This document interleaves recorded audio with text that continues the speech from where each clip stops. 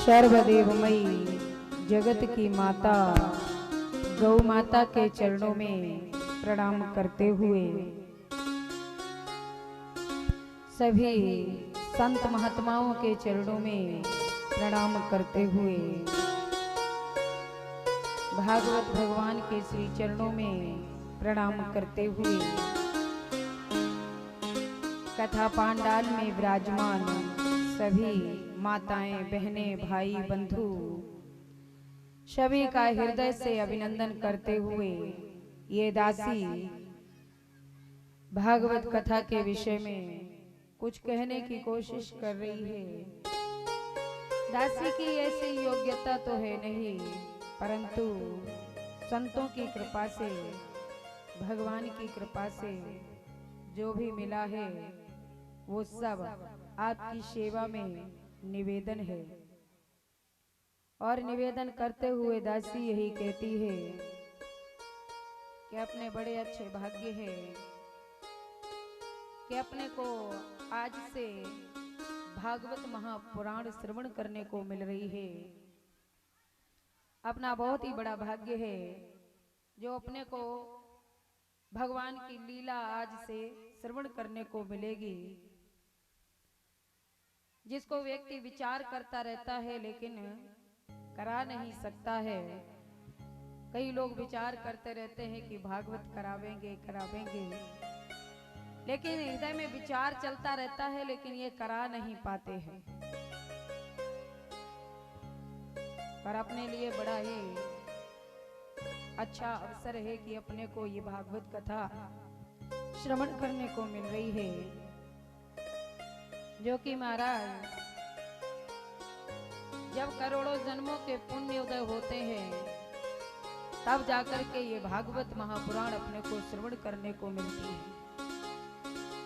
ये तो देवताओं को भी दुर्लभ है और अपने लिए ये सुलभ है। ये देवताओं को भी श्रवण करने को नहीं मिलती। जो अपने को मिल रही है इसके लिए देवता भी तरसते हैं, लेकिन ये चीज अपने को मिली है तो यह अवसर अपने जीवन में खोना नहीं है। मानव का सच्चा धर्म यही है कि वो परमात्मा के चरणों में अपनी प्रीति को लगाए। इसके अलावा मानव के लिए दूसरा कोई और धर्म नहीं है। मानव के लिए सच्चा और सीधा धर्म यही है कि वो परमात्मा के चरणों में अपनी प्रीति को लगाए रखे। इसी से अपना कल्याण है। सिर्फ खाना, कमाना, कार्य करना ये मानव के लिए नहीं है, क्योंकि ये मानव योनि ही ऐसी है जो अपने को परमात्मा से मिला सकती है। इसी से अपने परमात्मा की पूजा कर सकते हैं। नहीं तो जीव जंतु तो और भी हैं पृथ्वी पर, कुत्ते, बिल्ली और भी जीव जंतु हैं, वो आकर के कथा पांडाल में बैठने के अधिकारी नहीं है। ये सिर्फ और सिर्फ अधिकार मानव को मिला है, उसके शरीर को मिला है।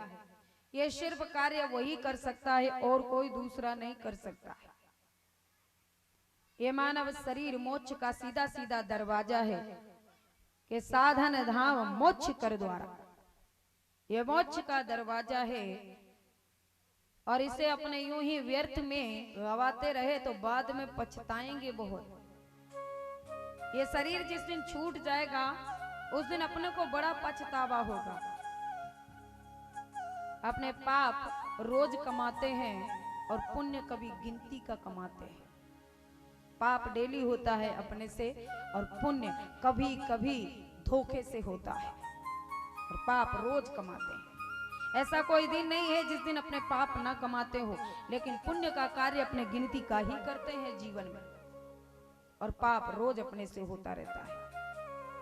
हर रोज अपने पाप कमाते हैं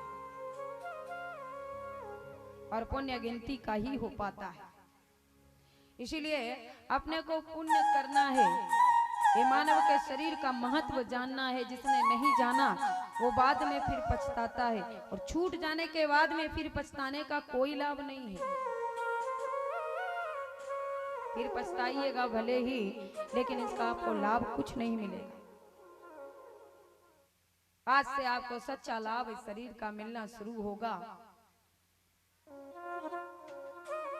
सदैव अपने जीवन में कार्य तो हमेशा रहेगा, ऐसा कभी दिन नहीं होगा कि अपने पास में कार्य ना रहे। कार्य सदैव रहेंगे और सब करते रहेंगे, लेकिन ये अवसर आपको कभी कभी मिलेगा जो अभी मिल रहा है। और कोई भी व्यक्ति ये ना सोचे कि मैं पाप कमाऊं और किसी को पता नहीं चलेगा। ये अपने अंदर की गलतफहमी को निकाल दीजिए, क्योंकि अपने को बचना संसार से नहीं है। ये संसार तो अच्छे और बुरे में फर्क नहीं जानता है। ये तो कल आपको अगर आज अच्छा कह रहा है कल बुरा कहने लगे, कल बुरा कह रहे थे आज अच्छा कहने लगेंगे।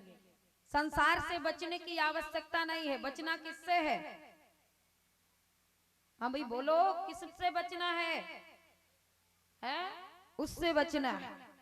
अपने को परमात्मा से बचना है। इस संसार से बचने की आवश्यकता नहीं है, जिससे अपने बच नहीं सकते हैं। संसार से तो एक घड़ी पाप करके आप बच जाएंगे, लेकिन उससे बचना बड़ा मुश्किल है। बंद कमरे में भी कोई पाप करें तो उन्हें तो पता ही चला है।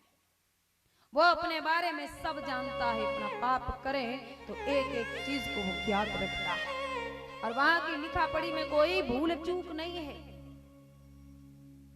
अपने पाप कभी जीवन में छिपते नहीं। अपने जो भी करते हैं वो सब दिखाई देता है, कभी भी छिपता नहीं है। परमात्मा के यहाँ लिखा पढ़ी में कोई गड़बड़ी नहीं है। परमात्मा अपने को हर पल हर घड़ी देख रहा है। मत सोचिएगा कि हम पाप करेंगे और हमारी इस पाप से बचत हो जाएगी और हम पाप करते चले जाएंगे, उस पाप का मेरे पर कोई असर नहीं होगा। तो ये अपनी गलतफहमी को त्याग दीजिएगा। परमात्मा सब जानता है, परमात्मा को सब पता है, और उसकी नजर से छिपना है। मूर्ख है वो मानव जो ये समझते हैं कि मैं पाप करता हूं और किसी को पता नहीं चला। फिर किसी को पता चले न चले, उसको चल गया है और उससे बचना मुश्किल है। उसको चला। पाप और पुण्य का दंड वही दे सकता है और कोई नहीं दे सकता। उसको पता चला है, बचना उससे है।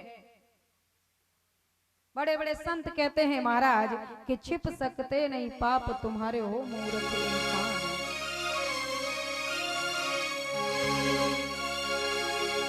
कि छिप सकते नहीं पाप तुम्हारे ओ मूर्ख इंसान। वो सब कुछ देख रहा भगवान, वो सब कुछ देख रहा भगवान। अपने स्वार्थ कारण करता और का नुकसान, वो सब कुछ देख रहा भगवान, वो सब कुछ देख रहा भगवान। ताली बजाते प्रेम से।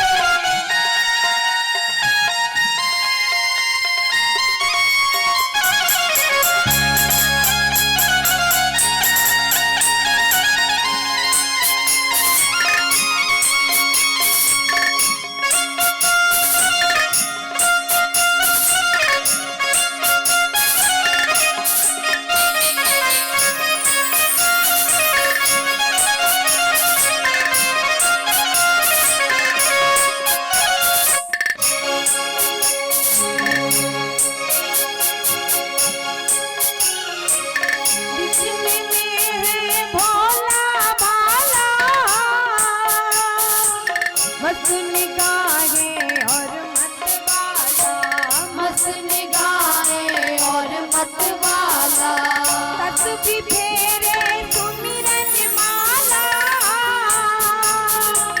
मुख का मीठा दिल का काला, मुख का मीठा दिल का काला।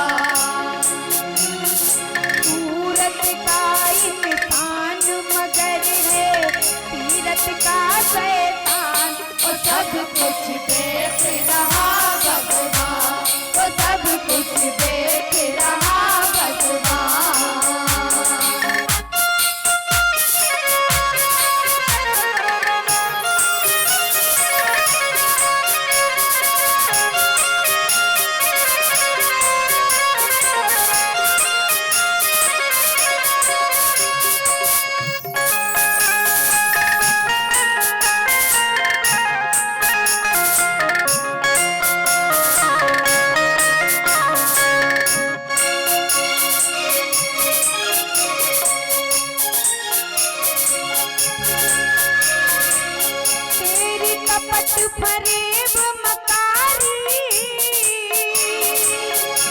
धोखेबाजी झूठी यारी, धोखेबाजी झूठी यारी, दिखलाने की रिश्तेदारी,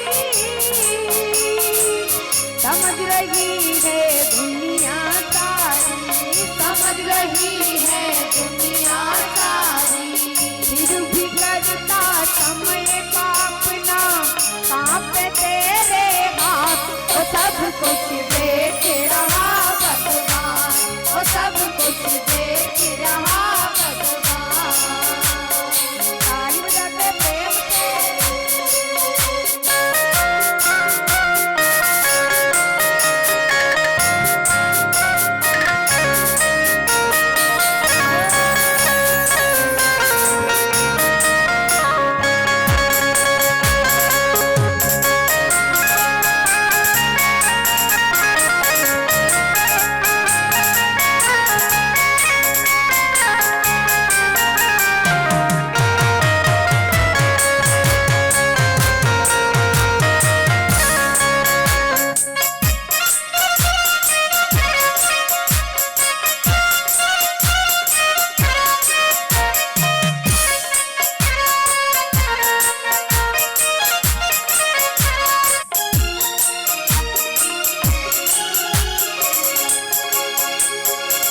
जितने चाहे स्वांग बना ले,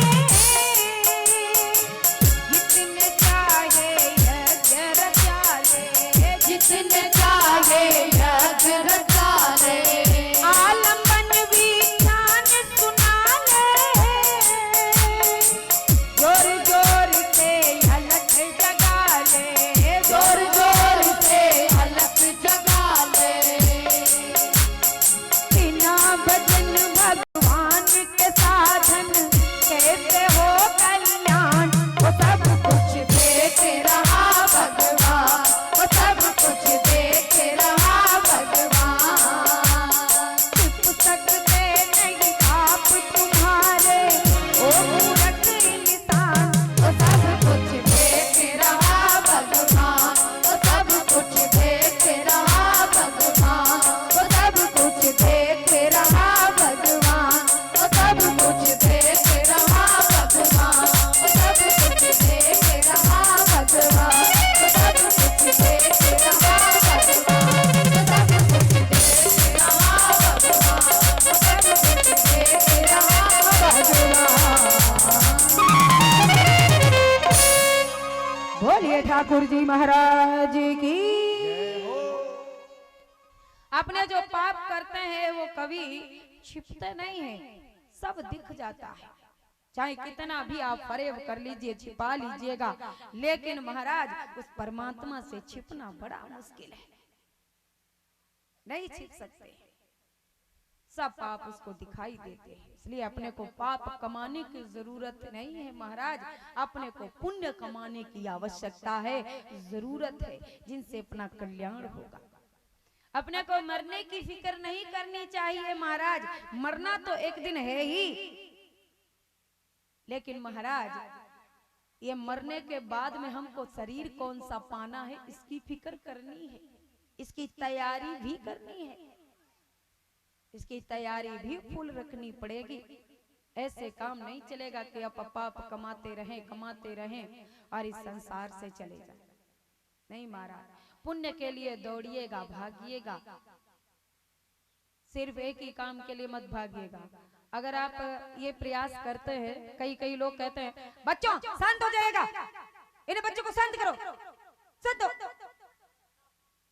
सब्जी मंडी लगा रखी है, खेलने का मैदान है क्या कथा पांडाल, एकदम शांत हो जाएगा, चुप। हाँ, अपना अपना टावर पहचानो, अपने पास में बिठाओ, अपना अपना पहचान के बात नहीं करनी है ना, गंदी बात है, एकदम गलत बात है, बिल्कुल बात नहीं करनी है। और देखिए अपने बीच में नागरा सर से भक्त पधारे, इनके लिए जोरदार तालियां बजा दीजिएगा एक बार। ये हमारे आश्रम के सदस्य भी हैं और नागरा सर में बहुत अच्छी कथा, इन लोगों का बहुत अच्छा सहयोग रहा, सभी लोगों का बहुत अच्छे से कथा कराई। बहुत अच्छी बात है। और अपने बीच पहले दिन यहाँ कथा में भी पधारे हैं, तो उनका हृदय से स्वागत है, अभिनंदन है। बहुत अच्छी बात है जो कथा में पधारे हैं। अपने को देखिए, पुण्य के लिए भागदौड़ करने की जरूरत है। पाप तो अपने आप होता रहेगा, उसके लिए कोशिश करने की आवश्यकता नहीं है। पुण्य के लिए आवश्यकता है कि हमको पुण्य किस प्रकार कमाने हैं। पाप के लिए तो प्रयास करने की आवश्यकता नहीं, वो तो चलते फिरते होते ही रहते हैं। इसलिए मरने की फिक्र नहीं, मरने के बाद अपने को शरीर कौन सा मिलेगा उसकी फिक्र करने की ज्यादा जरूरत है कि हम मरे तो हम कुत्ता बिल्ली बनकर के दूसरे के दरवाजे दरवाजे डंडा ना खाना पड़े, बस इसकी तैयारी रखनी है। और वो कब होगा? जब अपने अंदर विवेक होगा, जब अपना विवेक अपने को बताएगा कि ये गलत है ये सही है, तब अपना कल्याण होगा। और विवेक अपने को मिलेगा सत्संग से, संतों के द्वारा विवेक अपने को तब मिलेगा। अपने आज बड़े भाग्यशाली है, अपने गांव में पहले दिन से ही भागवत कथा सुनने के लिए काफी लोग एकत्रित हुए हैं, वरना एक दिन में इतने लोग, पहले दिन इतने लोग नहीं आते हैं। तो एक बार थे, अपने लिए भी एक जोरदार तालियां बजा लीजिएगा भाई, बहुत अच्छी बात है। देखिए, ये भागवत कथा यूं नहीं मिलती है, करोड़ों जन्मों के जब पुण्य उदय होते हैं तब जाकर के अपने को ये श्रवण करने को मिलती है। और महाराज कहते हैं कि ये भागवत बड़ा विचार कर वेद व्यास जी महाराज ने इसकी रचना की कि हर प्रकार का व्यक्ति इससे अपना कल्याण कर सकता है। जो जैसा व्यक्ति है वो इस भागवत महापुराण को उसी प्रकार श्रवण कर सकता है। और वेद व्यास जी ने भागवत की रचना करते समय पहले श्लोक में भगवान के स्वरूप के बारे में बताया है। कहते हैं, सच्चिदानंद रूपाय विश्व उत्पत्ति आदि हेतवे तापत्र विनाशाय श्री कृष्णाय वयं नमः। भागवत के पहले श्लोक में भगवान के स्वरूप के बारे में बताया गया है कि भगवान के 3 स्वरूप हैं, सत्य, चित और आनंद। देखिए, सत्य क्या है? सत्य क्या है? संसार में क्या चीज सत्य है? देखिए, संसार में जो भी वस्तु दिखने वाली है वो कोई भी वस्तु सत्य नहीं है। हम आप, ये संसार जो दिखता है वो भी सत्य नहीं है। और यहाँ तक कि अपना तो नाम भी सत्य नहीं है। अपने कहते हैं कि मर जाएंगे नाम रह जाएगा, तो नाम कितने तक रह जाएगा? कितनी पीढ़ी तक अपना नाम चलता है? ज्यादा से ज्यादा 3 पीढ़ी 4 पीढ़ी के बाद में अपने नाम का भी दी एंड हो जाता है। किसी को पता नहीं होता। बच्चों से पूछे तो उनको सिर्फ इतना ही पता होता है कि मेरे बाबा का नाम, पिता का नाम। और बाबा के पिता का नाम क्या है ये कई बच्चों को पता होगा, कईयों को नहीं भी पता होगा। और फिर उनके पिता का नाम क्या है बच्चों को नहीं पता होगा। फिर उनके पिता का नाम क्या है वो नहीं पता होगा। यानी कि 4 पीढ़ी के बाद में नाम भी आपका नहीं रह जाता, कोई पूछता भी नहीं है और रह भी नहीं जाता है। यानी अपना तो नाम भी सत्य नहीं है। तो फिर सत्य क्या है? सत्य है सिर्फ और सिर्फ परमात्मा का नाम। जो अपने नहीं थे वो तब भी था, जब अपने नहीं रहेंगे वो तब भी रहेगा। सदैव रहने वाला है परमात्मा का नाम। सिर्फ और सिर्फ सत्य वही है। अपने सब सत्य नहीं है, क्योंकि आप बदलते रहते हैं। अपने बचपन में जब जन्म लिया था तब कैसे दिख रहे थे, थोड़े बड़े हुए कैसे दिखने लगे, फिर और बड़े हुए। आप बुढ़ापे में देखिए, बचपन वाली फोटो मिलाएं तो क्या मिलेगी? अब बतानो पड़सी कि ये हम हैं भाई, मिलेगी नहीं। मिलना मुश्किल है। क्यों? अपना शरीर बदलता रहता है और जो बदलता है वो कभी सत्य नहीं हो सकता है। जो बदल गया वो सत्य काहे का, वो फिर सत्य नहीं रह जाता है। जो बदलता रहता है वो सत्य नहीं है। सत्य सिर्फ और सिर्फ परमात्मा का नाम है। और दूसरा बताया गया चित्त। चित्त माने होता है प्रकाश। अपने अंदर क्या है? अपने चल फिर रहे हैं, अभी जीवित है, और क्या निकल जाएगा तब मर जाएंगे। हाँ बोलिए तो एक बार, क्या निकल जाता है? वो प्रकाश, वो परमात्मा। चित्त माने प्रकाश, यानी वो प्रकाश जैसे ही अपने अंदर से निकला अपने मर गए। फिर ये शरीर मिट्टी कहलाएगा, मुर्दा कहलाएगा।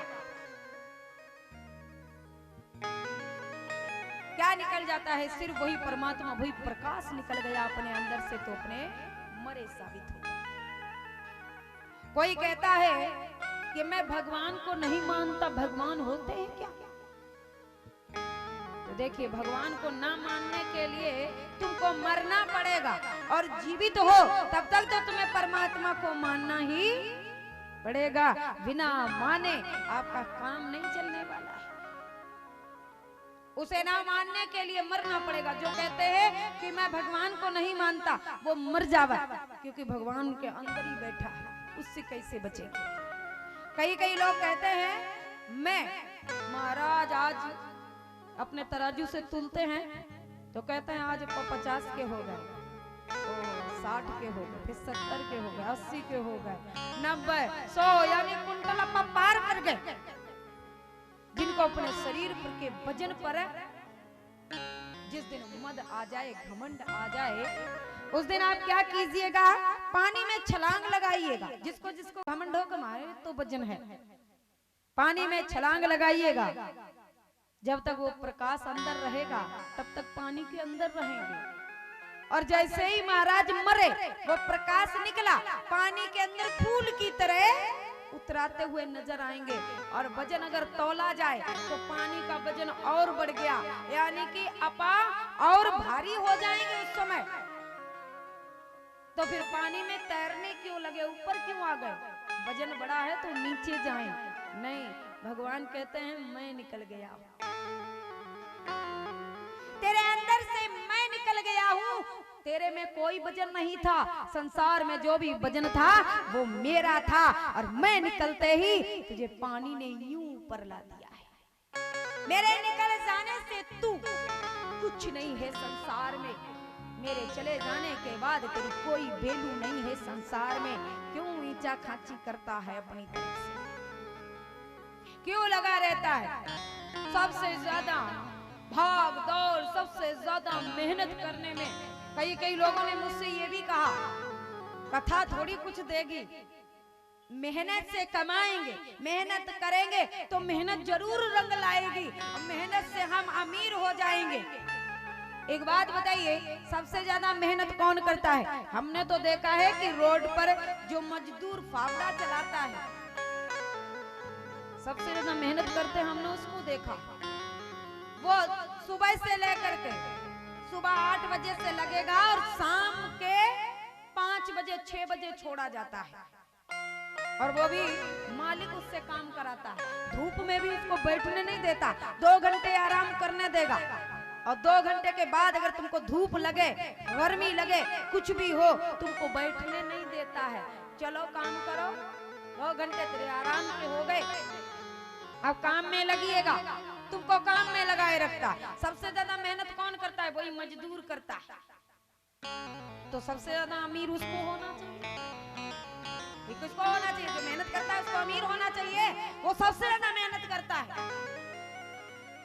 लेकिन शाम को जैसे ही उसके हाथ में पेमेंट आती है, जैसे ही मालिक ने पैसा दिया और मजदूर के हाथ में पैसा आया, तो वो सबसे पहले कहां जाता है? बोलो बोलो, आदिन ने तो पता ही है, आदिन ने क्या सब नहीं पता। जैसे ही शाम को पैसा हाथ में आएगा तो वो सबसे पहले ठेके पर जाएगा, घर नहीं जाएगा। और सारी मेहनत बेकार कर दी। यानी मेहनत तो बहुत की लेकिन कर्म नहीं किया। मेहनत के साथ साथ तुम्हें कर्म भी करना पड़ेगा। सिर्फ मेहनत करने से यदि अमीर हो तो मजदूर सबसे ज्यादा अमीर होगा। तुम्हें मेहनत के साथ साथ कर्म भी करना पड़ेगा। अगर तुम कर्म नहीं करते हो तो कितनी भी मेहनत कीजिएगा कभी सफलता हाथ नहीं लगेगी। मेहनत से ज्यादा कर्म मायने रखता है। आप कर्म कीजिएगा। परमात्मा को तो मानना ही पड़ेगा। भगवान कहता आज नहीं तो कल मुझे तो मानोगे ही, मेरे से कब तक भागोगे। तुमको मना करके रहूंगा कि मैं हूं। अपने होने के कई सबूत मैं तुमको दिन रात देता हूं। कितना तुम में झेलने की शक्ति है उतना मुझ में देने की शक्ति है। से दिन और रात ये मना करके रहूंगा कि मैं। कई लोगों ने मेहनत की है लेकिन मेहनत के साथ साथ उन्होंने कर्म भी किया है और कर्म के जरिए अपनी तकदीर को पलट दिया है, अपने भाग्य को बना लिया है। कर्म करते करते कर्म के साथ साथ आप महाराज कार्य के साथ साथ आपको कर्म भी करना पड़ेगा। और कर्म अगर करना छोड़ दिया तो आपका कुछ नहीं हो सकता है, चाहे जितनी भी मेहनत करते रहिएगा। और तीसरा बताया आनंद। देखिए अपने कभी कभी भटक जाते हैं कि आनंद नहीं आ रहा है, चलो पड़ोसी रे घर चलें तो आनंद आ जावे, किसी की चुगली करें तो आनंद आ जाएगा। बैठ जाते हैं चार लोग भेड़ा होकर के और बुराई करना अगले भी चालू। और एक बात और है, जब बुराई करे तो नींद को नहीं आवे पूरी पूरी रात। हाँ, किसी की चुगली करे तो पूरी रात नींद को नहीं आवे। सत्संग में तो नींद आने लगती होगी, चुगली करते समय नींद नहीं आती है। आप बैठिएगा चुगली करने के लिए। कई लोगों को मैंने देखा है, एक ताश खेलते हुए और एक चुगली करते हुए, नींद को नहीं आवा, वहां नींद नहीं आती है। हाँ, एकदम तसल्ली के साथ में ये काम होता है। सत्संग वगैरह सुने तो नींद आने लगती है। ये तो अपने पाप है, यही तो अपने पाप उबर करके ऊपर आते हैं कि अपने गलत करते समय अपने को नींद परेशान नहीं करती और सही करते समय अपने को नींद परेशान करती है। यही पाप है। अपने आनंद ढूंढते हैं संसार में, अपने इधर उधर आनंद ढूंढते घूमते कि हमको आनंद आएगा, इधर चलें तो आनंद आएगा, हम वहां जाएं तो आनंद आएगा, ये करें तो आनंद आएगा। अब आनंद के चक्कर में पड़े हैं, आनंद ढूंढ रहे हैं। पड़ोसी घर चले तो आनंद आएगा, और सच्चा आनंद जिस दिन आप खोज लेंगे ना वो अपने अंदर ही बैठा हुआ है।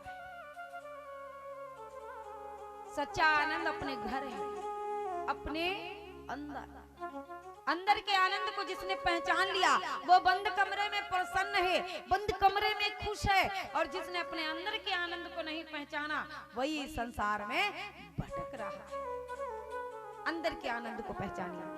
आजकल देखिए अपने सबसे ज्यादा दुखी क्यों है? देखिए अपा दुखी क्यों है? अपा इसलिए दुखी है कि पड़ोसी सुखी क्यों है। अपने पास तो कोई दुख है ही नहीं। भगवान कहता है मेरे खजाने में सिर्फ सुख है, दुख है ही नहीं। मैं किसी को दुख देता नहीं हूँ। भगवान कहते हैं मेरे पास सुख है, लोग लें तो सुखी सुख है, लेकिन लोग लेते कहाँ हैं? लोग तो अपनी तरफ से दुख को उदय कर लेते हैं। मैं बहुत दुखी हूँ। पड़ोसी सुखी हो गया तो तुम दुखी हो गए, बेटा दुखी हो गया तो तुम दुखी हो गए, बहू दुखी हो गई तो तुम दुखी हो गए। तुम अपने आप से खुश रहने का प्रयास करते नहीं। तुमको कोई देखा नहीं जा सकता कि वो खुश क्यों है। सबसे बड़ी दिक्कत आपको ये हो रही है कि वो खुश क्यों है। बच्चा आपका भी पड़ोसी का साथ साथ पढ़ाई कर रहे हैं और साथ साथ दोनों पढ़ने जाते हैं, और अगर पड़ोसी को छोरो नौकरी पर लाग गयो और थारो नहीं लाग गयो तो एक दिन थारे घर रोटी को नहीं बना, पड़ोसी रो लाग गयो साथ ही साथ पढ़े, पैसा मैं भी खर्च करूं, पैसा वो भी खर्च करे, लेकिन पड़ोसी रो लाग गयो मारो को नहीं लाग गयो। अब बताओ पेमेंट क्या तेरे से थोड़ी लेगा, तनख्वाह तो उन्हें सरकार देसी। थारो तो छोरो पहले भी पढ़ रहा था, अब भी पढ़ रहा है, तो अगले रात लग गया तो आप दुखी क्यों है? समय आएगा तो तेरा भी भाग्योदय होगा, तेरा भी लग जाएगा। अब उसमें महाराज दुखी होने की क्या आवश्यकता? अपने एक दूसरे को देख देख करके दुखी होते रहते हैं, एकदम दुखी होते रहते हैं कि हमारे पास ये नहीं है, उसको मिल गया हमको नहीं मिला। अब एक उदाहरण देते हैं आपको, एकदम सीधा बैठ जाइएगा, एकदम सीधा, एकदम सीधा, हाँ एकदम सीधा, एकदम सीधा, एकदम सीधा बैठ जाइएगा। एक गांव के अंदर एक किसान रहता था, उसके दरवाजे पर एक बार एक भिखारी आया और भिखारी भिक्षा मांग रहा था, तो किसान की पत्नी भिक्षा लेकर के बाहर आई। बाहर जैसे ही भिक्षा लेकर के आई, वैसे ही सामने किसान को आते हुए देखा। बैलों की जोड़ी लेकर के किसान आ रहा था। किसान की पत्नी ने भिक्षा की थाली तो रख दी और लोटे में पानी लिया और जल लेकर के अपने पति के पास पहुंची। उसके हाथों को धुलाया, पैरों को धुलाया और अंदर लेकर के आई, भोजन परोसा। अब देखिए भिखारी भीख मांग रहा था, लेकिन जैसे ही उसने देखा किसान को, किसान की पत्नी इतनी सेवा कर रही है, जैसे ही देखा किसान दुखी, अब देखिए भिखारी दुखी हो गया और कहने लगा, महाराज मारो जीवन कोई जीवन है, बताओ अब मैं भीख मांग कर ले जाऊंगा, पका करके खाऊंगा, ना कोई बोलने वाला, ना कोई बैठने वाला, ना कोई बीबी, ना कोई बच्चे। और किसान देखो कितना सुखी, किसान के घर से भिक्षा लेकर के चला गया, मन में यही सोचता रहा। देखो भिखारी पहले भी भीख मांग रहा था, खुश था, लेकिन किसान ने देखा दुखी हो गया, किसान के सुख को वो देख नहीं पाया। अब भिखारी तो चला गया, किसान अपनी पत्नी के पास में बैठा है और अपनी पत्नी से कहने लगा कि देखो अपना एक बैल बूढ़ा हो गया है, खेत की जुताई नहीं कर पा रहा है।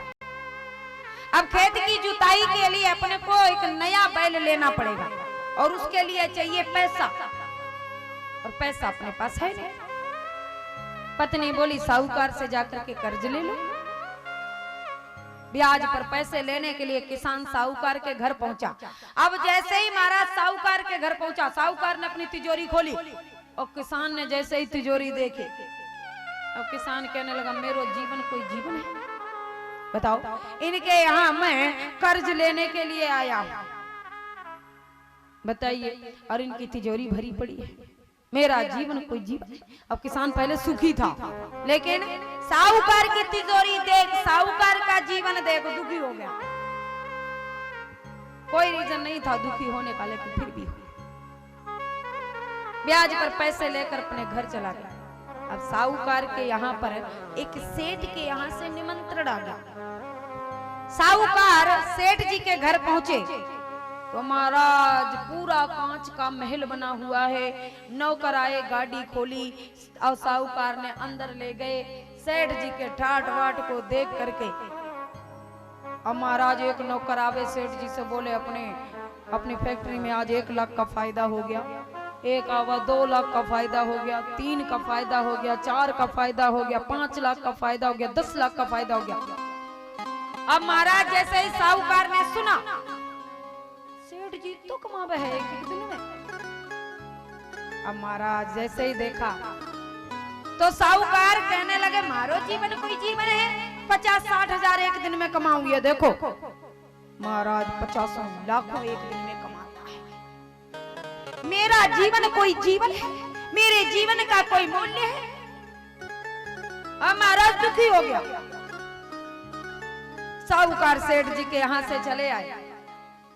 अब महाराज देखिए, सेठ जी के पास में एक नौकर आया और सेठ जी से कहा कि अपनी फैक्ट्री में 1 करोड़ का घाटा पड़ गया। अब जैसे ही घाटे की बात सुनी, सेठ जी ने अटैक पड़ गया। सेठ जी हॉस्पिटल में पहुंचे। सेठ जी ने थोड़ा सा सेठ जी को आराम हुआ, बाहर निकल कर देखा तो रोड से एक भिखारी जा रहा था और वो हाथ में रोटी पकड़ रखे था। खाते हुए परमात्मा का नाम लेते हुए आज इस प्रकार से जा रहा था कि गोविंद मेरो है गोपाल मेरो है, गोविंद मेरो है गोपाल मेरो है, श्री भाग्य बिहारी नंदलाल मेरो है, श्री भाग्य बिहारी नंदलाल मेरो है, गोविंद मेरो है गोपाल मेरो है, गोविंद मेरो है गोपाल मेरो है, गोविंद मेरो है गोपाल मेरो है, गोविंद मेरो है गोपाल मेरो है, श्री भाग्य बिहारी नंदलाल मेरो है, श्री भाग्य बिहारी नंदलाल मेरो है, गोविंद मेरो है गोपाल मेरो है, गोविंद मेरो है गोपाल मेरो है, गोविंद मेरो है गोपाल मेरो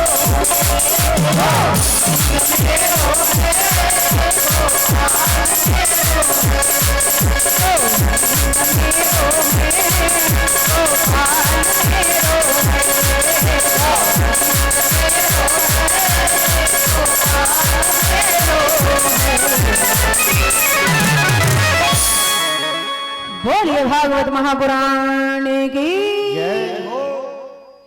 आज जैसे ही दरवाजे से भिखारी को जाते हुए देखा तो सेठ जी कहने लगे कि देखो भाई जीवन तो राम जी को भजन गावा, जहां मिल गया वहां खा लिया और महाराज जहां नींद आई वहीं सो गया, ना घाटेरी चिंता ना बाड़े की चिंता, जीवन तो सच्चा यही है। देखिए इतनी दूर तक चले आए और लास्ट में जीवन किसका अच्छा लगा? जो भगवान रूप भगत है उसका जीवन सबसे अच्छा लगा। अपनी ये धारणा है कि अपने जीवन को देख दूसरे से तुलना करते हैं कि इनको जीवन बढ़िया है। अब कई लोग मुझे देख रहे होंगे, कह रहे होंगे इनको बढ़िया है। हाँ, कई लोग देख के कर रहे होंगे इनको बढ़िया है भैया, इनको बढ़िया है। अपने जीवन को देख करके सब कहने लगते हैं कि भाई मेरो जीवन खराब है, इनको जीवन बहुत बढ़िया है। सब अपने अपने को, बल्कि परमात्मा ने जिसको दिया है, जैसा दिया है उसमें अपने को खुश रहना सीखना चाहिए। परमात्मा सबको समय पर दे रहा है, परमात्मा सबके लिए कुछ ना कुछ कर रहा है। बस सच्चाई ये है कि संसार में सब दुखी है।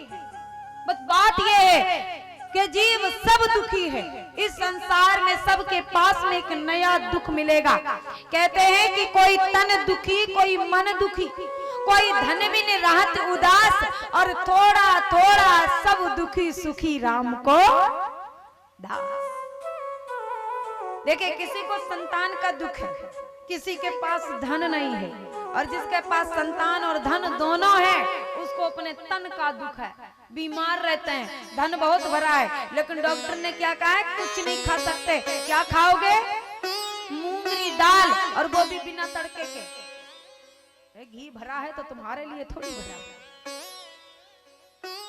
कुछ भी है तुम्हारे लिए थोड़ी है।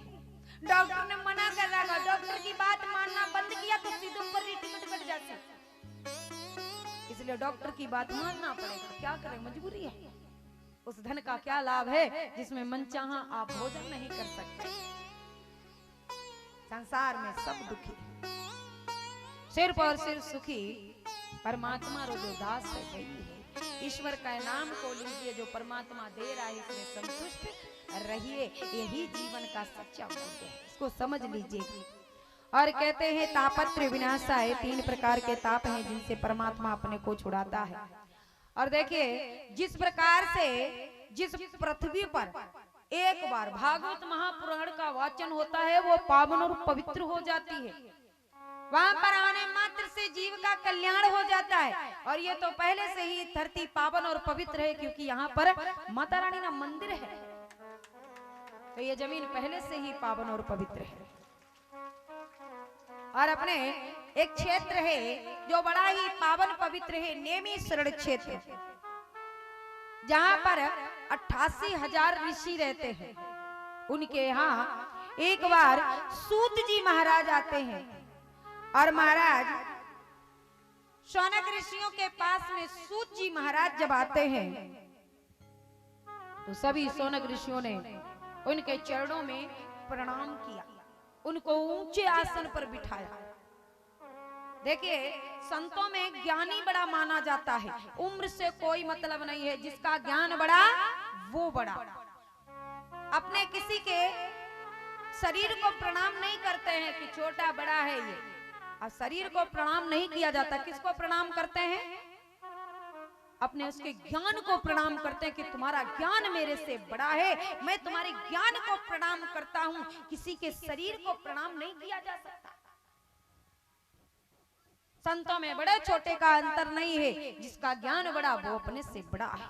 इसलिए अपने उनके ज्ञान को प्रणाम करते हैं कि आपका ज्ञान मेरे से बड़ा है। सूत जी महाराज के चरणों में प्रणाम किया और कहा, प्रभु हमें कोई ऐसी बात बताइए जिससे जगत के हर एक जीव का कल्याण हो, संसार का कल्याण हो। देखिए, जो व्यक्ति अच्छा होता है वो सबके भले के बारे में सोचता है, और जो बुरा व्यक्ति होता है वो सिर्फ अपने बारे में प्रयास करता है कि मेरे भलो हो, बाकी मरे तो मरे।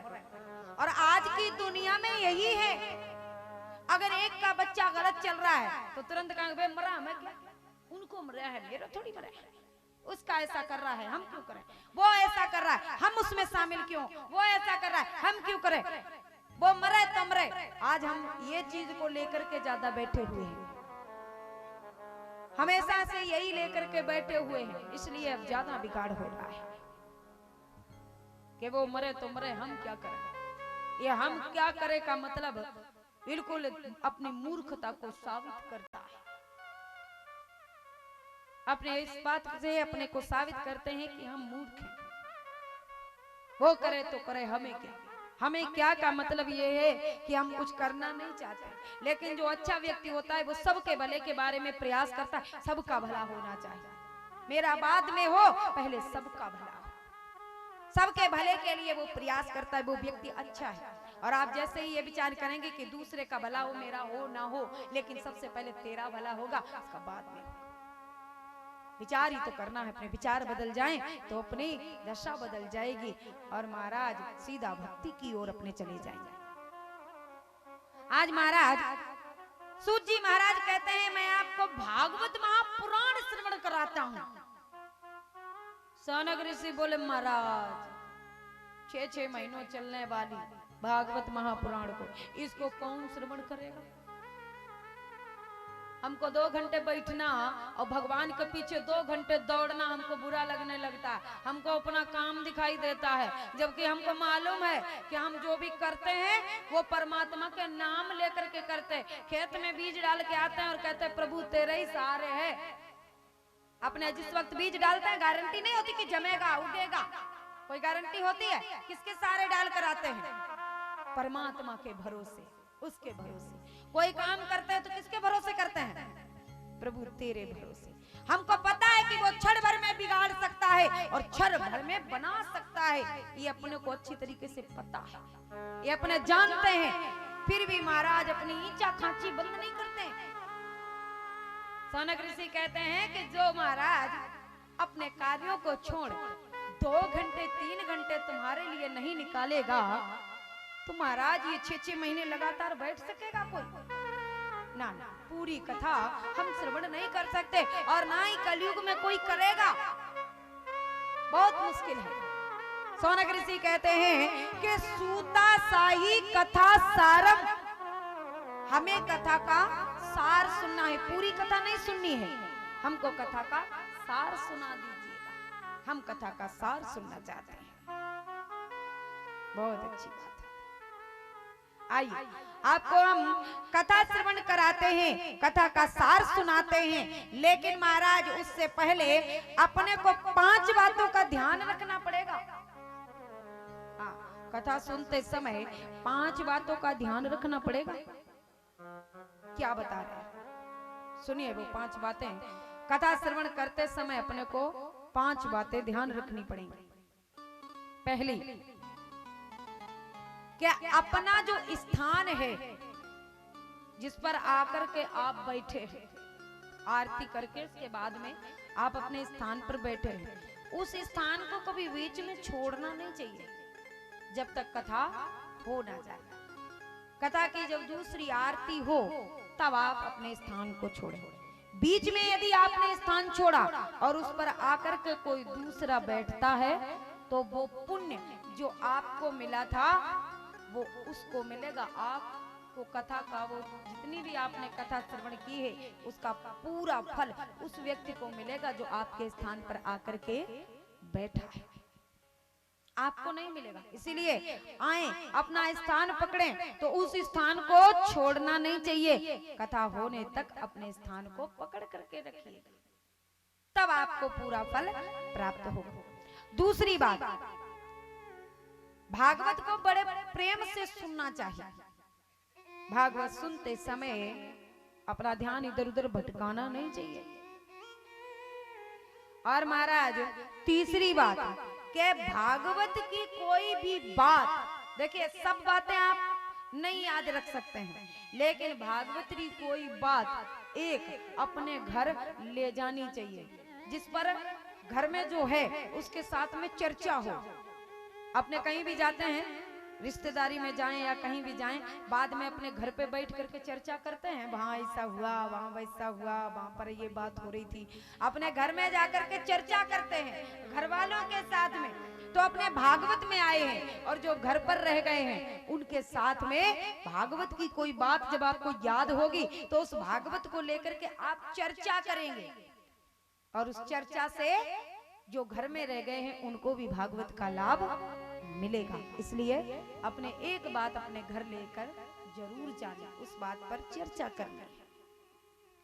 और महाराज चौथी बात बताते हैं कि जिस समय आप भागवत महापुराण को सुन रहे हैं उस समय अपने मन को घर नहीं ले जाना चाहिए।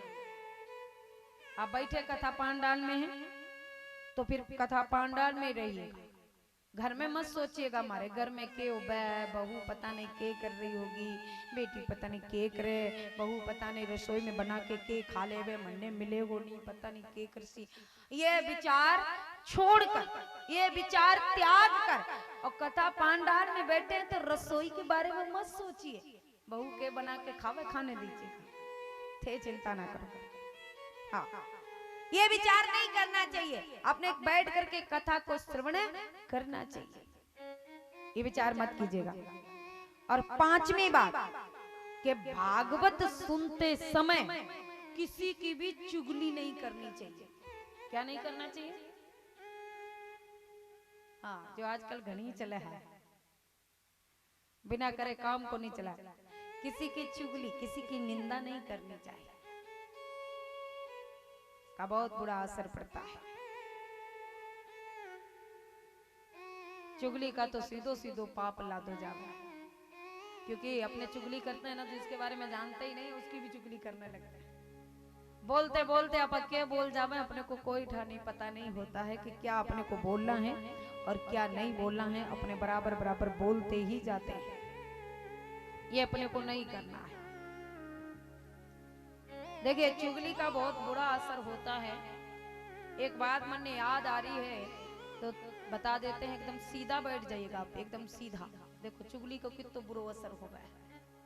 हाँ, हम बताते हैं आपको, एकदम सीधा बैठिएगा, एकदम सीधा, एकदम सीधा। हाँ, एकदम सीधा, एकदम एकदम सीधा। हाँ। देखिए एक बार एक नगर में एक राजा रहते थे, उन्होंने ब्राह्मणों के लिए भोजन बनवाया। तो भोजन खुले आंगन में पक रहा था, खीर कढ़ाई के अंदर पक रही थी। ऊपर से एक चील निकली और चील एक सर्प को अपने पैरों में पकड़ रखे थे, और उस सर्प ने चील के ऊपर जहर छोड़ा तो वो जहर चील को ना लग करके सीधा खीर में गिरा। अब खीर विषैली हो गई और ये बात ना तो राजा ने पता है और ना ही रसोईया ने पता है, जो रसोई तैयार कर रहा है। एक को भी नहीं पता। ब्राह्मण आए तो ब्राह्मणों को वो खीर परोस दी गई और ब्राह्मणों ने खाई और सभी ब्राह्मण मर गए। अब जैसे ही महाराज ब्राह्मण मरे, भगवान के यहाँ चर्चा चालू, किसके ऊपर ये पाप लादे बताओ, किसने मारा ब्राह्मणों को, किसको आनंद मिला ब्राह्मणों की मौत से। देखिए चील, उसे तो पता ही नहीं, उसको ब्राह्मण की मौत से कोई मतलब नहीं है, ब्राह्मण की मौत से उसको कोई आनंद प्राप्त नहीं हुआ। और वो सर्प जिसने अपनी बचत के लिए जहर छोड़ा, उसे भी ब्राह्मणों की मौत से कोई मतलब नहीं था, ब्राह्मण की मौत का उसको कोई आनंद प्राप्त नहीं हुआ। और राजा जिसको पता ही नहीं था कि खीर में जहर है, रसोईया बड़े प्रेम और भाव के साथ में रसोई तैयार कर रहा था, खीर बना रहा था, उसको भी ब्राह्मणों की मौत का कोई आनंद नहीं आया। पाप किस पर लादा जाए, ब्राह्मणों को किसने मारा है, भगवान के यहाँ मुकदमा चल रहा है कि पाप किस पर लादा जाए। और महाराज काफी समय बीत गया इस बात को चलते चलते कि ये पाप किसने किया, किस पर लादें, चील पर के, सर्प पर के, रसोईया पर के, राजा पर, किस पर इस पाप को लादें। अभी तक भगवान के यहाँ मुकदमा चल रहा है और नीचे उसी नगर में फिर ब्राह्मण आए। ब्राह्मणों ने आकर के एक लुगाई से पूछा कि यहाँ पर राजा को महल कौन सा है। और लुगाई ताली बजाकर जोर से हंसी, बोली क्यों? ब्राह्मण बोले जाना है वहां। अरे महाराज, राजा के यहाँ ठीक से जाना क्यों? अरे राजा तुम जैसे ब्राह्मणों को जहर देकर के मार देता है। अब बताइए, भगवान के यहाँ मुकदमा चल रहा है, भगवान ने तय नहीं कर पाया कि ब्राह्मणों को किसने मारा, और लुगाई ने तय कर दिया कि ब्राह्मणों को राजा ने मारा। किसने? हाँ, जैसे ही महाराज चुगली की, भगवान बोले यो लुगाई को ज्यादा आनंद आया ब्राह्मण मरे, ये लुगाई पर पाप डालो। ब्राह्मण की हत्या का पाप किस पर लगा?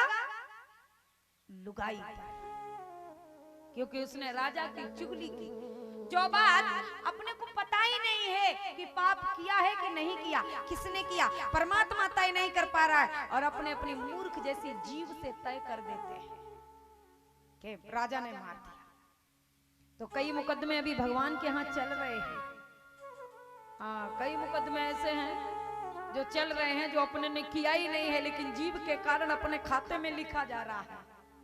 ऊपर जाकर हिसाब देना पड़सी, आप करते नहीं है, लेकिन जीव के कारण अपने खाता बढ़ रहा है, बढ़ रहा है, बढ़ रहा है। जिसके बारे में पूर्णता जानकारी नहीं है उसके बारे में बोला नहीं जा सकता है।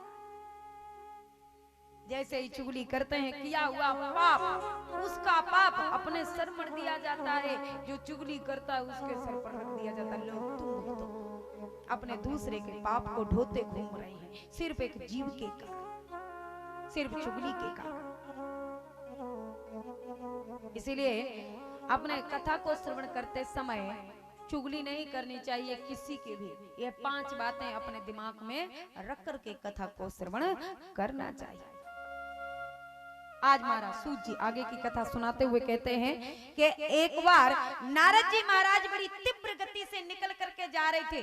जैसे ही नारद जी महाराज को ब्रह्मा जी के पुत्र सनत कुमारों ने देखा तो सनत कुमारों ने पूछा क्या हुआ भाई?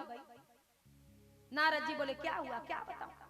मैं इस पृथ्वी पर गया था और मैंने इस पृथ्वी पर जाकर के महाराज देखा, हर जगह जगह जगह जगह महाराज पाप हो रहा है, कहीं भी पुण्य नहीं हो रहा है, बल्कि हर जगह जगह पाप हो रहा है। तीर्थों में लोग पाप करते हैं, तीर्थों में भी लोग पाप करने के लिए जाते हैं, तीर्थों में भी लोग दुकान करके बैठे हैं तो क्या करते हैं कि वहां पर 10 की चीज 20 में बेचे हैं, वहां भी लोग चुकते नहीं हैं। किसी भी तीर्थ में जाकर के मुझे शांति नहीं मिली। नारद जी महाराज कहते हैं और लोग घरों के अंदर भी पाप कर रहे हैं।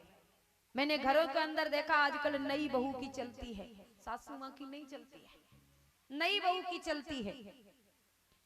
नारद जी महाराज जैसे ही कहते हैं कि नई बहू की चलती है, सनत कुमार कहते हैं तो क्या हो गया? ओ छोरे, कथा किधर चल रही है? कथा उधर चल रही है पीछे।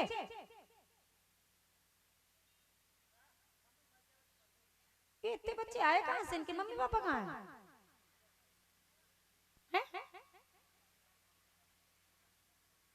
ये आप ही लोगों के हैं क्या इनके मम्मी पापा घर हैं? मम्मी पापा घर ही लग गए हैं, क्योंकि इतने तो थे लोग लागो को नहीं जितने बच्चे लग गए। हाँ इन्हें शांत करो भाई, एकदम चुप हो जाओ बच्चों। बोलिए ठाकुर जी महाराज की। आज महाराज कहते हैं कि घरों में नई बहू की चलती है, सासू माँ की नहीं चलती है।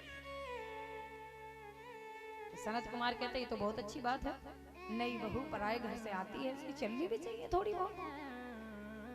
लेकिन देखिए चलनी कैसे चाहिए, चलनी कैसे चाहिए? देखिए चलती तो बहू की है, लेकिन थोड़ा सा बदलाव आ जाए तो उसमें कौन सी बुराई है?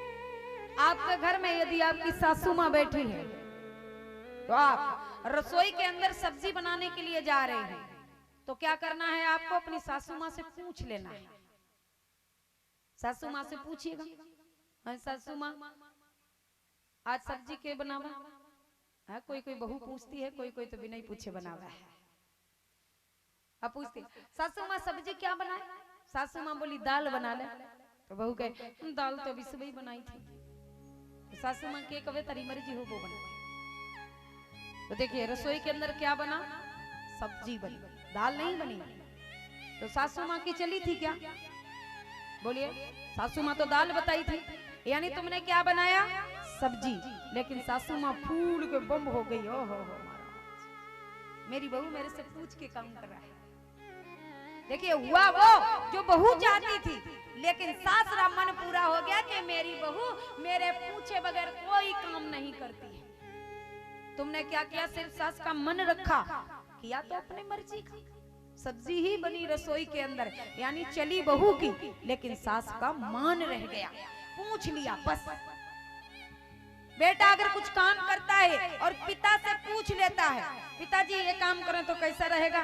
पिताजी कहते हैं पता नहीं घाटो न पड़ जावे तो देख ले। हाँ पिताजी तुम बोलो क्या करना है। पिताजी अगर मना भी करें कि नहीं यो नहीं करना, तो थे बाद में बैठ करके और बात में सलटा के और बाद में अपनी ही बात मनवा लेते हैं। हाँ ना पिताजी मन ने पूरा भरोसा, यो काम बहुत अच्छा चलेगा, ये काम करना चाहिए, ये काम करना चाहिए। पिता से सहयोग लेकर के आपने वो काम किया, चली किसकी? भाई चली तो बेटे की, लेकिन पिता का मन पूरा हो गया। पिता ने मन में ये सोच लिया मारो बेटो मेरे पूछे बगैर कुछ नहीं करता, लेकिन किया उसने अपने मन का। बहू करती अपने मन का, लेकिन सासू माँ का मन रख दे, इसमें ये सबसे बड़ी बात है। चलाए लेकिन अपने तरीके से चलाए, ऐसा नहीं है कि अपनी ईंचा खांची करे, ये नहीं करना चाहिए। थोड़ा सा विचार करके सासू माँ का मान रख के काम कर ले। आजकल घरों के अंदर नारद जी महाराज कह रहे हैं, देखिए नारद जी महाराज कह रहे हैं, हम नहीं कह रहे हैं। हाँ नारद जी महाराज कह रहे हैं। नारद जी महाराज कहते हैं कि आजकल घरों के अंदर भाई भाई से सलाह नहीं लेता है। किससे सलाह लेता है? हाँ किससे सलाह लेता है बताओ? अपने साले से सलाह ले। अब साले ने अपने भाई को सलाह देनी चाहिए, लेकिन ना वो जीजन ने सलाह दे रहा है। और साले से सलाह जिसने जिसने ली है, पीछे इतिहास गवाह है क्या हुआ। धृतराष्ट्र ने भी अपने साले से ही सलाह ली थी, तो अपने को सबको पता है परिणाम क्या हुआ। साले से सलाह नहीं लेनी चाहिए, अपने भाई अपने पिता से सलाह लो। साला अपने घर में सलाह दे अपने भाई ने अपने पिता से, वो उधर सलाह दे रहा है, दूसरा उधर सलाह दे रहा है, ऐसे ऐसे धीरे धीरे धीरे धीरे परिवार बिगड़ रहे हैं। हम दूसरों से बाहर से सलाह लेते हैं, इससे अच्छा अपने भाई से सलाह ले। देखिए जितना अपने लिए भाई कर सकता है, उतना इस संसार में कोई नहीं कर सकता है। भले ही भाई भाई में आपस में कितना भी झगड़ा होता हो, कितना भी बैर होता हो, फिर भी महाराज भाई जितना कर सकता है उतना बाहर का व्यक्ति आपके लिए कभी नहीं करेगा। झगड़ा अपनी जगह है, प्रेम अपनी जगह है, अगर सही भाई है तो। अब एक बात याद आ रही है, एक संत महात्मा सुनाते थे, वो आपको सुना देते हैं, एकदम सीधा बैठ जाइएगा। हाँ, एकदम सीधा, एकदम सीधा, एकदम सीधा। देखिए, एक गांव के अंदर दो भाई रहते थे और दोनों भाई आपस में इतना झगड़ो कराए, इतना झगड़ो कराए महाराज कि दिन रात उन भाइयों ने चैन नहीं। एक कहे मैं तुझको देख नहीं सकता, तू आज ही मर जा तो ठीक है। एक भाई कहता तू मर जाए तो मैं तो सुखी हो जाऊं, तुझे देखते ही मारो तो रोज खून बुलाए। अब एक दूसरे से झगड़ा इतना महाराज के एक दूसरे को देखना नहीं चाहते। और उसी गांव के अंदर एक कुआं पानी का, और सब पानी भरने के लिए गांव वाले जाएं तो जैसे ही रस्सी में बांधकर बाल्टी नीचे डालें तो बाल्टी गायब हो जाए। गांव वाले बोले पता नहीं कौन भूत बैठा है अंदर बाल्टियां खा रहा है। गांव वाले बोले कि देखो भाई कुएं के अंदर देखना पड़ेगा, नहीं तो सब प्यासे मर जाएंगे। एक ही कुआं है और कुएं में पता नहीं कौन भूत बैठा है जो अपनी बाल्टियों को खाए चला जा रहा है। और कौन देखेगा अंदर जाके? हिम्मत वालों एक है। कौन? जो भाई भाई में झगड़ा होता है उनका छोटा भाई हिम्मत वाला है, वही जा सकता है, दूसरा और कोई कुएं के अंदर नहीं जा सकता है। छोटे भाई के पास में पहुंचे, सभी गांव वालों ने कहा भैया तुम्हें कुएं के अंदर जाकर के देखना होगा, उसमें कौन राक्षस भूत बैठा है जो बाल्टियां खा रहा है। सब प्यासे बैठे हैं, गांव में पानी की बड़ी कमी आ रही है। छोटा भाई बोला कि देखो मैं कुएं के अंदर चला जाऊंगा, लेकिन मेरी एक शर्त है। क्या शर्त है? कि जब मैं कुएं के नीचे जाऊं तब मेरा भाई रस्सी पकड़े हो। गांव वाले बोले कि महाराज हम सभी हैं, हम सब रस्सी पकड़ेंगे। वो क्यों रस्सी पकड़ेगा? वो तो मन आ जावे तो तन्ने कुएं में धक्का और मार दे। कल ही तो तुम्हारा झगड़ा हुआ और वो तो कह रहा था कि तू मर जाए तो अच्छा है, वो क्यों रस्सी पकड़ेगा? बोला वो रस्सी नहीं पकड़ेगा तो मैं नीचे नहीं जाऊंगा, जाओ। गांव वाले बोले हम सब हैं, कोई बात नहीं, आप लोग तो पकड़ोगे लेकिन साथ में वो भी होना चाहिए। गांव वाले बोले कि चलो भाई उसके पास चलते हैं, ये तो मानेगा नहीं। गांव वाले सभी बड़े भाई के पास में पहुंचे। बड़े भाई से बोले देखो छोटा भाई तुम्हारा कुएं के अंदर जाएगा, देखेगा और तुमको रस्सी पकड़नी होगी। बड़ा भाई बोला मैंने तो मन में आवे कि कुएं में रस्सी अगर मेरे से अकेली पकड़वाई जाए तो मैं तो जरूर छोड़ दूंगा। और महाराज मैं तो उसका मरना ही चाहता हूँ, वो मरे, मैं तो यही चाहता हूँ। मैं क्यों रस्सी पकड़ूं? जाए तो जाए, मैं रस्सी नहीं पकड़ूंगा। गांव वाले बोले देखो गांव का काम है और महाराज पानी तेरे यहाँ भी आता है उस कुएं का, तो गांव के काम में तुमको शामिल होना पड़ेगा। तुमको कुएं में जब तेरा भाई जाएगा तो तुमको रस्सी पकड़नी होगी। अब बड़ा भाई विवश हो गया, गांव वाली बात है। जब गांव के लोग कहने लगे तो बोले ठीक है चलो मैं रस्सी पकड़ूंगा, लेकिन मैं सबसे पीछे रहूंगा, इसकी शक्ल नहीं देखूंगा। बोले कोई बात नहीं, पीछे चल के पकड़। छोटे भाई से कहा कि तुम्हारे बड़े भाई कहे हैं रस्सी पकड़ लेंगे, अब चलो। बोले चलो। बड़ा भाई रस्सी को सबसे पीछे पकड़ा है, गांव वाले आगे और रस्सी को पकड़ रखे। अब छोटा भाई कुएं के अंदर गया। जैसे ही कुएं में अंदर गया तो उसने देखा कि एक बंदर बैठा है। जैसे ही बाल्टी नीचे जाती है वो रस्सी खोल देता है, तो बाल्टी नीचे और रस्सी ऊपर आ जाती है। उस भाई ने अपने कंधे पर उस बंदर को बिठाया और गांव वालों से कहा कि रस्सी खींचो। अब देखिए कंधे पर बैठा हुआ बंदर सबसे पहले कुएं में दिख गया। जैसे ही गांव वालों ने रस्सी खींची तो सबसे पहले ऊपर बंदर दिखा, और बंदर को जैसे ही देखा तो गांव वाले कहने लगे अरे महाराज उनने तो खा लियो, और ये राक्षस अपने ने भी खा जाएगा। वो देखो महाराज बंदर के रूप में राक्षस आ रहा है ऊपर, छोड़ो रस्सी। गांव वालों ने रस्सी छोड़ दी, लेकिन महाराज पीछे लगे हुए भाई ने रस्सी नहीं छोड़ी। वो महाराज पूरी ताकत लगा करके, बल लगा करके अपने भाई को ऊपर खींच करके लाया। जैसे ही छोटा भाई ऊपर आया, बड़े भाई के गले लग करके जोर जोर से रोने लगा, और बड़ा भाई भी छोटे भाई को गले लगा करके जोर जोर से रोने लगा। गांव वालों ने कहा तुम लोग इतना बैरी थे एक दूसरे के, आज जब उसके मरने की बात आई तो तू सबसे आगे था। छोटा भाई बोला हमें तुम लोगों पर विश्वास नहीं था, मुझे पता था कि जिस दिन मेरे मरने की बात आएगी तब मेरा भाई सबसे आगे खड़ा नजर आएगा। हम आपस में चाहे जितना भी लड़े, लेकिन जब मुसीबत आएगी तो मेरा भाई ही मेरे काम आएगा। इसीलिए मैंने कहा था कि रस्सी तुम सब पकड़ो, लेकिन तुम सब पर हमको भरोसा नहीं था, मेरे भाई को रस्सी पकड़ना जरूरी था। आज महाराज भाई भाई होता है, इसलिए सलाह साले से नहीं लेनी चाहिए। किससे लेनी चाहिए? अपने भाई से सलाह लेनी चाहिए। कितना भी बैरी है फिर भी आपको गलत सलाह नहीं देगा। तुरंत आपको लगेगा कि मुझको सलाह गलत दे रहा है, लेकिन उस समय वो आपको जो सलाह दे सकता है वो दूसरा और कोई आपको सलाह नहीं दे सकता है। सबसे सही सलाह आपका भाई ही आपको दे सकता है। इसलिए अपने पिता से, अपने भाई से सलाह लेनी चाहिए, अपने किसी और से सलाह ना लें। आज महाराज नारद जी कहते हैं कि मैंने ऐसा पाप देखा, तीर्थों में भी शांति नहीं, घरों में भी कहीं शांति नहीं, लेकिन जब मैं वृंदावन में पहुंचा तो मैंने वृंदावन में क्या देखा कि चारों ओर राधे राधे राधे राधे राधे राधे राधे राधे, यहाँ तक कि टेम्पू भी चलाने वाले राधे राधे राधे राधे बोलते हैं। चारों ओर राधे नाम की गुलजार को देखा मैंने, हर एक घर घर में सत्संग देखा मैंने, चारों ओर राधे जी का नाम है। आज महाराज नारद जी महाराज कहते हैं किस प्रकार से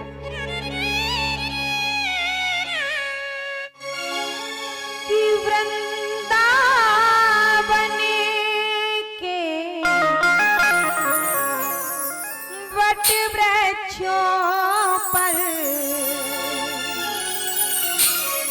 राधे श्याम लिखा रखा है, राधे श्याम लिखा रखा है।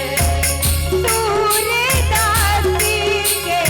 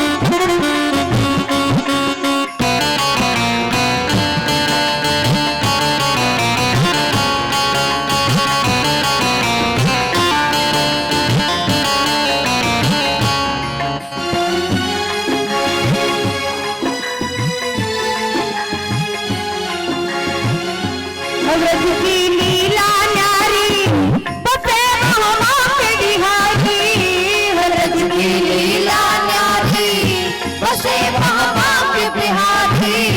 न ब्रह्मा पार पाए प्रभु में कर्ण बिहारी, न ब्रह्मा पार पाए प्रभु में शरण बिहारी। दर्शन दिखा के अपना बना के प्रेमी तेरे भिखारी, हम प्रेमी तेरे भिखारी।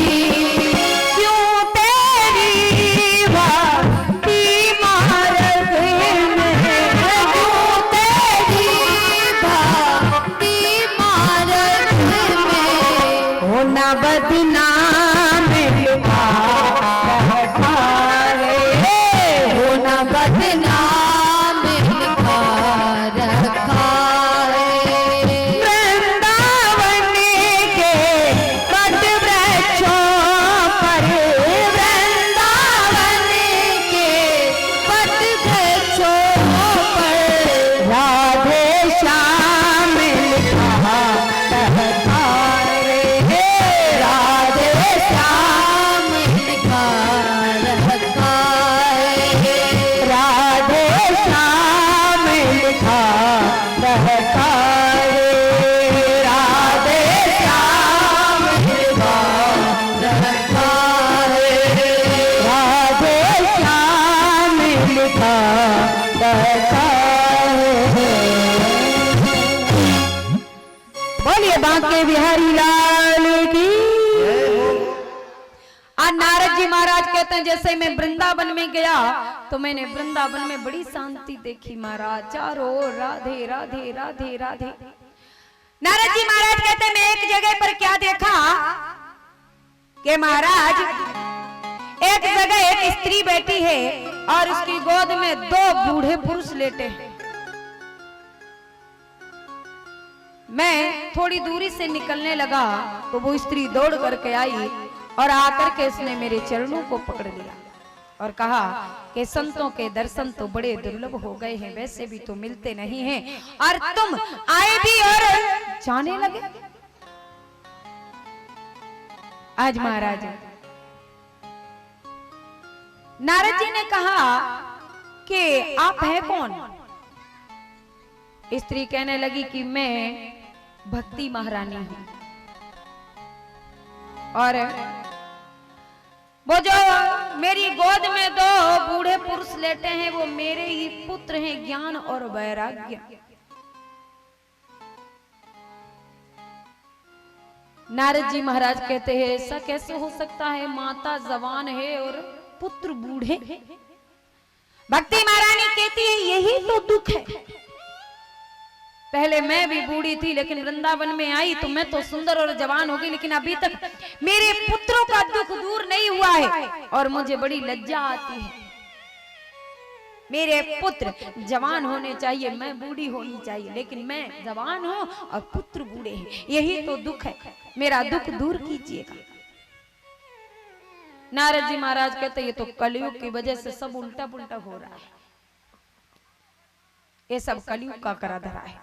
चलिए आज ज्ञान और वैराग्य के पास में आकर के नारद जी महाराज ने वेद पुराण शास्त्र और वीणा की ध्वनि तक सुनाई, लेकिन महाराज कोई असर नहीं हुआ, उठे फिर गिर गए। नारद जी महाराज ने चिंता हुई तो आकाशवाणी होती है, जैसे ही आकाशवाणी हुई आकाशवाणी ने कहा कि आप ज्ञान और वैराग्य को जगाना चाहते हैं तो आपको सत्कर्म करना होगा। अब नारद जी महाराज ने पता ही नहीं कि सत्कर्म क्या होता है। नारद जी महाराज भक्ति महारानी से कहते कि हे महारानी मैं जाता हूं, पता करके आता हूं कि ये सत्कर्म क्या होता है, पता करके तब आता हूं, मैं आपका दुख जरूर दूर करूंगा। आज महाराज नारद जी महाराज चले, कई संत महात्मा रास्ते में मिल रहे हैं, उनसे पूछ रहे हैं ये सत्कर्म क्या होता है। संत महात्मा कई तो बहाना बना के निकल लेते हैं और कई कुछ बोलते हैं, कई कुछ बोलते हैं। नारद जी महाराज को संतुष्टि नहीं मिली। नारद जी महाराज आगे बढ़े तो आगे से कुछ संत आ रहे थे, वो भी पीछे चले गए। नारद जी महाराज मन में विचार करने लगे कोई इस प्रश्न का उत्तर नहीं दे पाएगा। तभी कुछ संत महात्मा देखे उनसे पूछने लगे। संत महात्मा बोले कि जब आपको नहीं पता, आप ब्रह्मा जी के पुत्र हैं, आज सबसे बड़े संत हैं, आपको नहीं पता कि सत्कर्म क्या होता है, तो मुझे कैसे पता चलेगा कि सत्कर्म क्या है। नारद जी महाराज बोले ठीक मैं ही पता करता हूं। आते प्रगति से जाते हुए देखा सनत कुमारों ने, तो सनत कुमार आकर के सामने पूछने लगे, ब्रह्मा जी के पुत्र हैं, और नारद जी ने जैसे ही देखा तो क्या आप बचपन से ज्ञाता रहे हैं, आपको सब कुछ ज्ञात है, कृपा करके हमको ये बताइए कि सत्कर्म क्या होता है। कहने लगे सत्कर्म है भागवत महापुराण। आप ज्ञान और वैराग्य को जगाना चाहते हैं तो आप भागवत महापुराण का वाचन कीजिएगा। कलयुग का ग्रंथ है, कलयुग में सब दुखों को हरने वाली है भागवत महापुराण, इसको करिएगा। बोले महाराज कहां करें? हरिद्वार में, गंगा जी के घाट पर। बोले ठीक है प्रभु, लेकिन आप चलिएगा, आप बांचिएगा, हम सुनेंगे। ठीक है चलिए।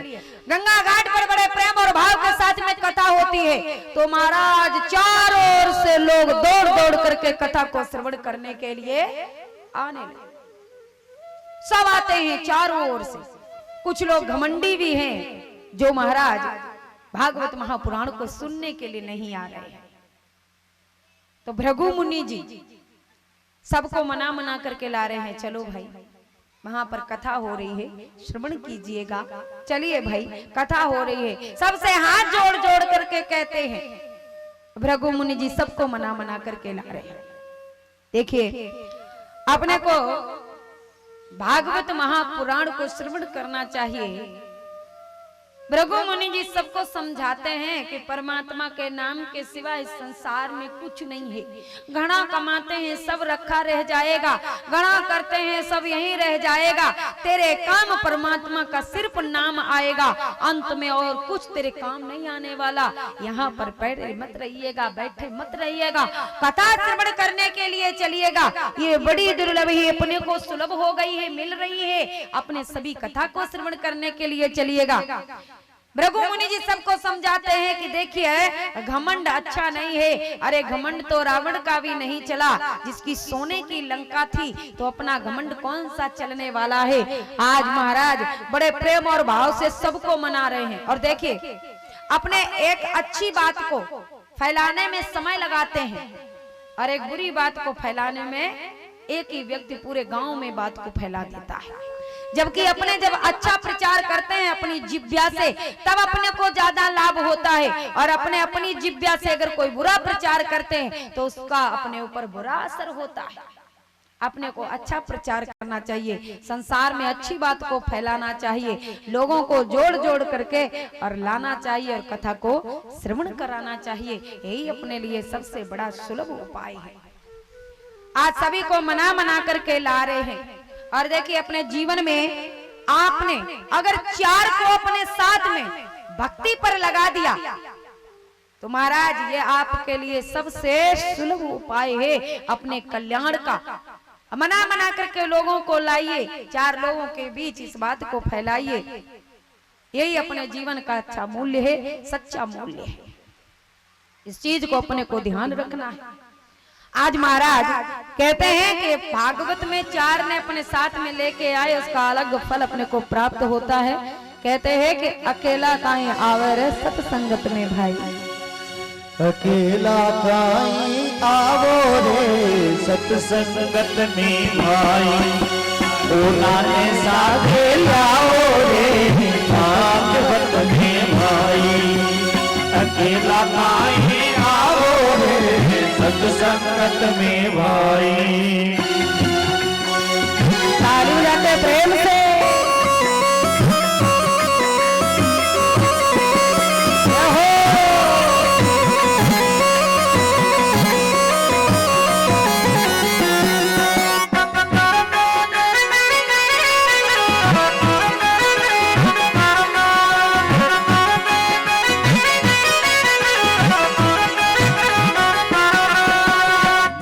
पिता भाया ने ल्यावो छाछी ताई, मात पिता भाया ने ल्यावो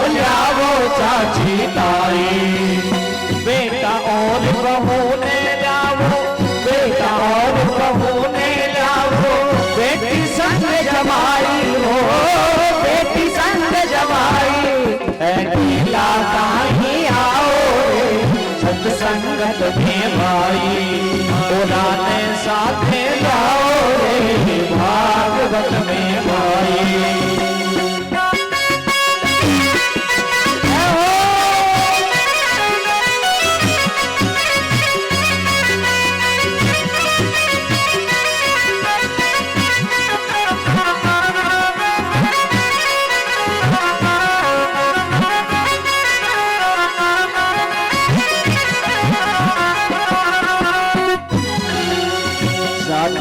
न्याती ने ल्यावो घर को नाई, जाती ने न्याती ने ल्यावो घर को नाई।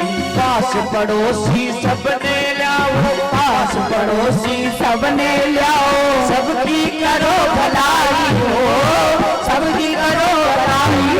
अकेला काई आओ रे सत्संगत में भाई पुराने साथे लाओ रे भागवत में भाई। जय हो, ताली बजाकर प्रेम से।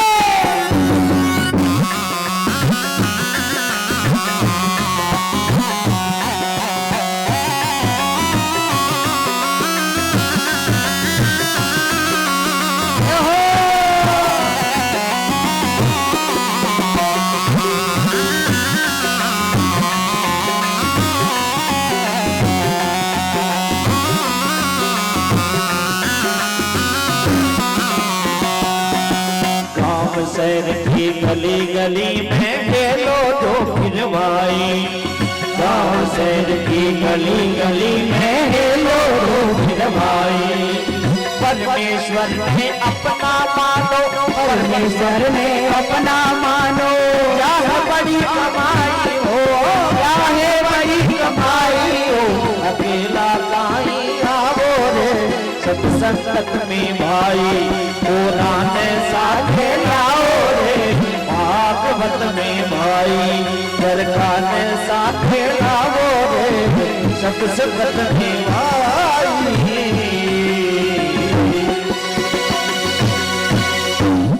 बोलिए ठाकुर जी महाराज की। हाँ, अपनी जिब्या से जितना हो सके उतना प्रचार करें, फोन करें, बाहर के गांव में भी खबर पहुंचाएं कि हमारे गांव में कथा हो रही है, आज सभी श्रवण करने के लिए आइएगा।